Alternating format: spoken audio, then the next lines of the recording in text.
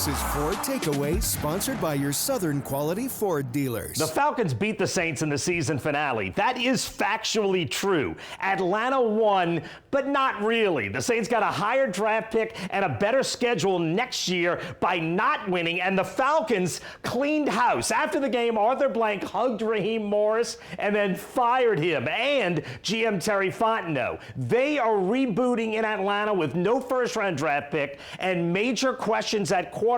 The Falcons won, yes, but they are a mess. The Saints lost, but feel like they are building something. So let's start there with our four takeaways, actually with where we stand. The loss means the Saints will now pick 8th overall in the NFL draft, and they don't need a quarterback, and they hit a home run with last year's first-round draft pick, left tackle Kelvin Banks. At 8, they should get another foundational piece. And here's what we knew about the Saints' schedule next year before the game. There were 3 unknowns on the schedule.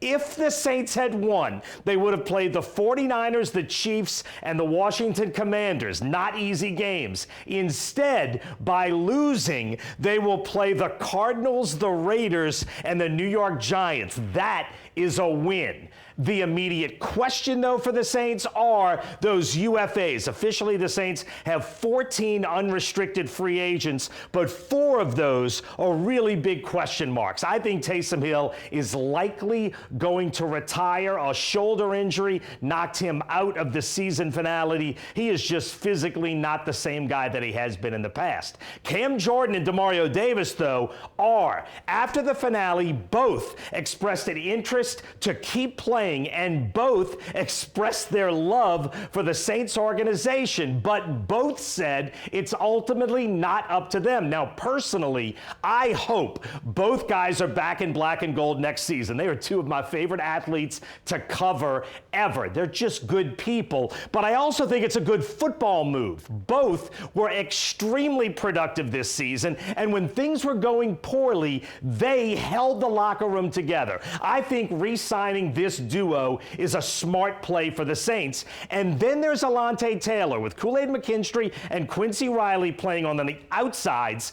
Taylor played all over the place in Brandon Staley's defense, and I think he's a perfect fit for that role. Now, someone might offer him a giant bag of cash, and he might go, but Alontae Taylor played a large role in a Saints defense that was very successful over the second half of the season. If the Saints can make the money work, bringing back number 1, I think would also be a really smart move. Now, at number 2, kudos to Mickey Loomis. I think he brought in the right coach. I know people love hating on Loomis, but Kellen Moore was not an obvious choice. And I am convinced now that he was the right choice. And I think success is not very far away for the Saints, because at number 1, I also think the Saints have their quarterback. Sunday in Atlanta, Tyler Shough threw an interception at a critical time. It was his first interception in 4 games, but